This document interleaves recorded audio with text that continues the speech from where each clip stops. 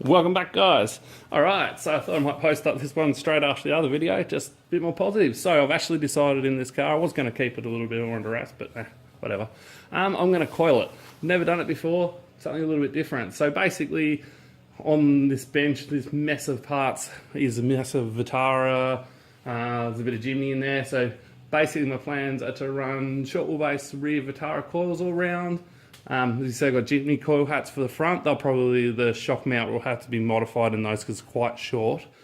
And I have over there some rear Jimny radius arms. Now they're going in the front, and in the back I'm going to use some Discovery arms, quite a lot longer than what you'd see factory, which should give probably more travel but a lot better ride quality. Realistically, I'm not building a Flex Monster. I'm not going to 3-link it. I'm not going to do any of that. This car's a completely different idea to that. So I thought I'd give you guys a little bit of a sneak peek to what's going on the back bench. Hopefully shortly we'll have this cab stripped off and we can have some of these bits and pieces mounted. Alright guys, cheers, have a good one.